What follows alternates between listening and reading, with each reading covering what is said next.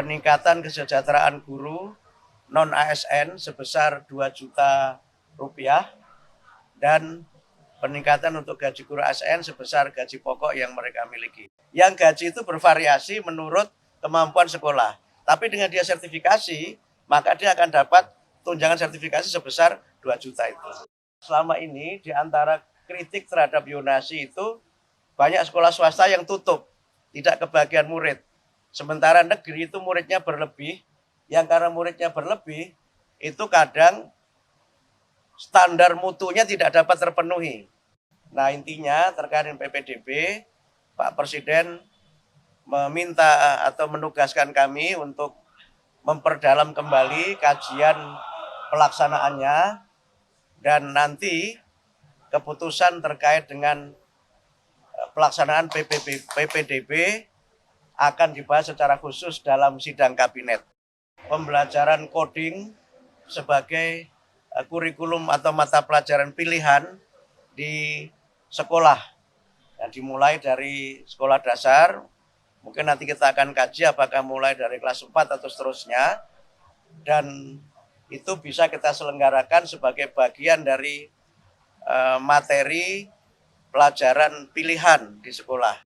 Pendidikan bermutu untuk semua, kemudian integrasi, inklusi, dan kohesi sosial. Ya baik, terima kasih rekan-rekan wartawan. Kami sampaikan bahwa tadi baru saja saya diterima oleh Bapak Presiden. Kami menyampaikan beberapa hal yang berkait dengan kebijakan Kementerian Pendidikan Dasar dan Menengah, dan juga beberapa kegiatan yang kami akan laksanakan dalam waktu dekat. Yang pertama, kami akan menyelenggarakan puncak peringatan Hari Guru Nasional 2024 yang insya Allah diselenggarakan tanggal 28 November jam 3 sampai jam 5 di Velodrome Rawamangun. Dan kami tadi menyampaikan kesediaan Bapak Presiden untuk dapat membuka dan memberikan pengarahan dalam acara Puncak Hari Guru Nasional 2024 dengan tema Guru Hebat Indonesia Kuat. Yang dalam acara tersebut nanti akan disampaikan peningkatan kesejahteraan guru non-ASN sebesar 2 juta rupiah dan peningkatan untuk gaji guru ASN sebesar gaji pokok yang mereka miliki. Nanti akan disampaikan pada saat puncak peringatan Hari Guru. Kemudian yang kedua, kami menyampaikan terkait dengan beberapa yang menjadi kebijakan kami untuk pembelajaran coding sebagai ekstrakurikuler, sebagai kurikulum atau mata pelajaran pilihan di sekolah.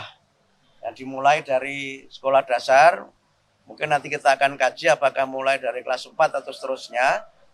Dan itu bisa kita selenggarakan sebagai bagian dari materi pelajaran pilihan di sekolah. Dan Pak Presiden sangat mendukung untuk pembelajaran coding di sekolah.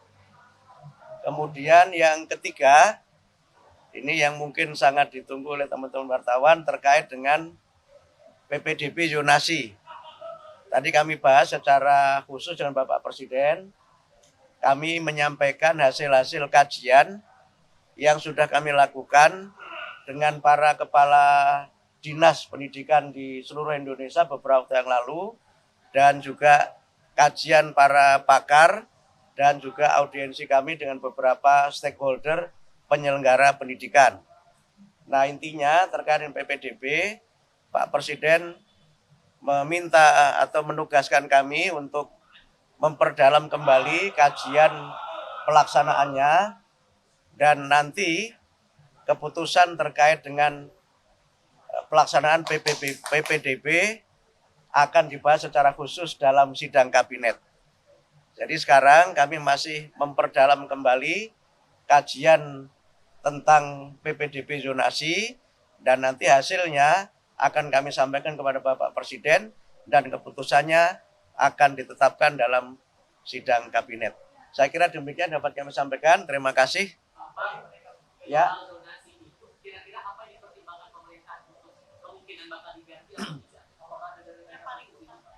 Jadi begini, Yonasi itu kan filosofinya ada 4 ya. Yang pertama, Yonasi itu kan filosofinya pendidikan bermutu untuk semua. Yang kedua adalah inklusi sosial. Yang ketiga, integrasi sosial.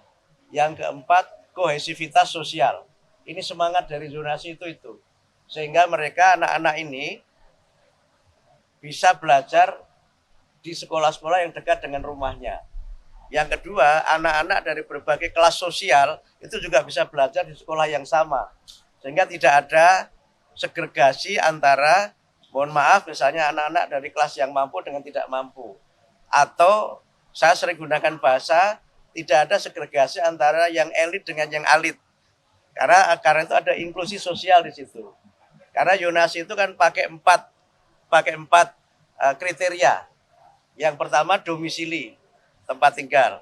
Yang kedua prestasi, yang ketiga afirmasi, yang keempat mutasi. Jadi dasarnya kan itu. Domisili tentu mereka yang tinggal terdekat dengan lingkungan sekolah itu. Prestasi adalah anak yang tidak tinggal di lokasi terdekat, tapi dia punya prestasi untuk diterima di situ. Yang ketiga, afirmasi itu untuk 2 kelompok. Pertama kelompok dari keluarga kurang mampu, yang kedua dari kelompok difabilitas. Nah, mutasi itu adalah anak yang mutasi karena mengikuti tugas orang tuanya.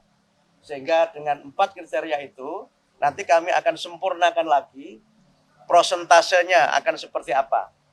Yang sekarang jadi persoalan kan memang prosentase yang diterima dari domisili itu berapa persen, yang prestasi berapa persen, ini yang seringkali jadi persoalan. Kalau yang afirmasi itu sudah kami patok 20%. Karena bagian dari pemihakan negara terhadap kelompok-kelompok yang memang kita anggap sebagai kelompok lemah. Ya, kelompok yang memang secara ekonomi memang lemah dan memang secara fisik dia kelompok-kelompok difabel. Nah, yang mutasi tentu tidak banyak karena ini kan memang sifatnya ya misalnya wartawan pindah tugas, anaknya harus ikut itu atau misalnya dosen pindah tugas atau anggota dewan dan sebagainya. Ini tidak banyak jumlahnya. Sehingga karena itu maka kami mencoba untuk melihat ini. Nah, yang kedua yang juga perlu kami lihat berdasarkan pengalaman beberapa daerah, itu nanti juga ada alokasi untuk sekolah swasta. Karena selama ini di antara kritik terhadap Yonasi itu banyak sekolah swasta yang tutup, tidak kebagian murid. Sementara negeri itu muridnya berlebih, yang karena muridnya berlebih, itu kadang standar mutunya tidak dapat terpenuhi. Karena rasio guru dan murid menjadi tidak seimbang, sarana dan prasarana juga menjadi tidak dapat tersedia dengan sebaik-baiknya. Nah, berbagai kelemahan ini sedang terus kita pelajari dan kami perdalam, sehingga mudah-mudahan pada tahun pelajaran 2025-2026 itu kami sudah bisa menerapkan zonasi dengan sistem baru yang kajiannya terus kami lakukan dan keputusannya nanti dalam sidang kabinet. Tidak hanya persentase, tapi juga nanti bagaimana sekolah-sekolah swasta juga.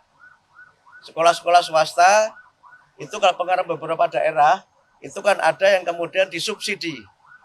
Nah, tapi ini sangat bergantung dari kemampuan pemerintah daerah. Ada juga yang misalnya negeri dibatasi, tapi swastanya dilihat akreditasinya. Nah, ini nanti berbagai skenario dan praktek baik yang ada di provinsi-provinsi, itu yang coba nanti kita perdalam lagi, dan nanti kemudian akan kita ambil kebijakan zonasi sehingga ya dapat mencapai 4 idealisme tadi itu. Pendidikan bermutu untuk semua, kemudian integrasi, inklusi, dan kohesi sosial.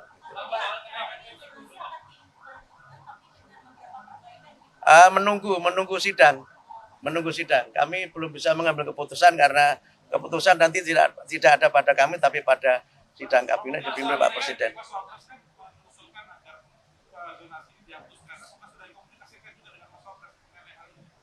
Kami belum bertemu dengan Mas Wapres soal ini. Kami baru menyampaikan kepada Pak Presiden karena kami sudah memang sudah menyampaikan untuk bertemu sudah cukup lama dan minta beliau untuk hadir di acara puncak Hari Guru itu. Gitu ya. Jadi begini, jadi yang guru non ASN honorer itu dengan dapat sertifikasi, maka pendapatan dia akan menjadi 2 juta. Itu di luar gaji dia di sekolah asalnya ya. Jadi dia kan sudah punya gaji di sekolah asalnya itu. Yang gaji itu bervariasi menurut kemampuan sekolah. Tapi dengan dia sertifikasi, maka dia akan dapat tunjangan sertifikasi sebesar 2 juta itu. Semua. Jadi malah kalau guru yang ASN itu malah hanya gaji pokok saja, sesuai dengan gaji pokok dia.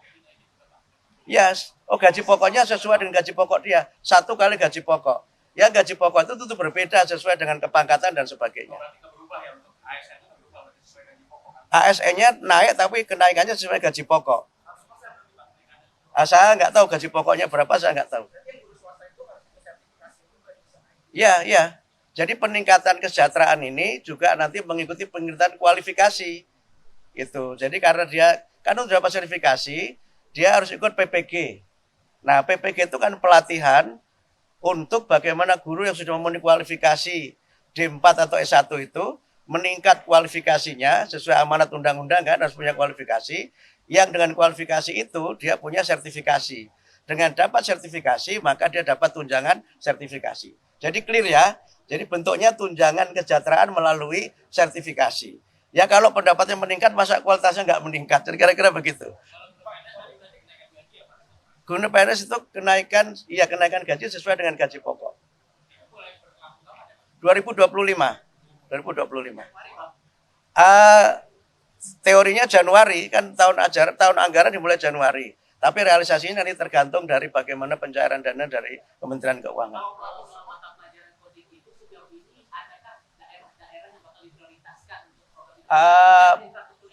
Belum pakai prioritas, tapi kami sudah melakukan kunjungan ke beberapa sekolah yang ternyata sudah banyak yang menyelenggarakan coding. Saya ke Medan, di Jakarta, beberapa tempat, bahkan tadi juga baru saja ada acara, malah ada gerakan perempuan untuk pengembangan coding di sekolah itu. Nah ternyata coding itu variasinya ada 3. Pertama ada coding yang dia online, yang dia memang internet based. Yang kedua ada coding yang dia unplug, yang dia tidak pakai internet, tapi ada paketnya yang sudah khusus. Yang ketiga ada coding yang unplug dan tidak ada paket khusus, tapi berupa alat-alat permainan bisa dikembangkan sendiri. Sehingga dengan variasi ini kami melihat di lapangan prakteknya coding itu diselenggarakan dalam 2 mata pelajaran. Yang dia online itu di mata pelajaran teknik informatika. Tapi yang tidak itu bisa di mata pelajaran keterampilan. Sehingga dia bisa saja coding ini tidak menambah mata pelajaran, hanya merubah isi mata pelajaran yang sudah ada. Nah, dengan cara begitu maka kami mungkin tidak perlu menambah guru, tapi hanya melatih guru yang mengajar coding. Gitu.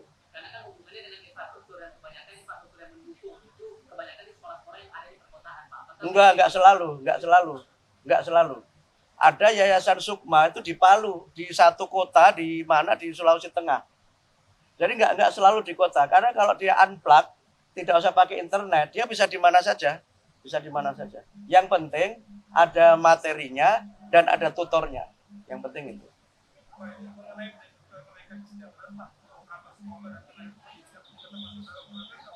Itu belum yang termasuk yang nanti, tapi kami usulkan itu untuk mudah-mudahan bisa diakomodir dari usulan kami untuk peningkatan tambahan anggaran di kementerian. Tapi yang sekarang disetujui DPR, yang sudah diketok beberapa waktu yang lalu, itu belum termasuk itu. Tapi termasuk kami usulkan untuk tambahan anggaran yang mudah-mudahan nanti bisa disetujui oleh DPR. Belum. Yang di Kemenak belum. Kami sudah ketemu dengan Menteri Agama, tetapi untuk yang Kemenak itu belum karena belum masuk kuota di tahun 2025 ini. Jadi yang 606 guru itu semuanya guru yang mengajar di sekolah. Yang untuk Kemenak nanti kami hitung lagi dan kami matangkan lagi karena ini menyangkut skema anggaran lintas kementerian. Gitu ya. Terima kasih ya. Terima kasih.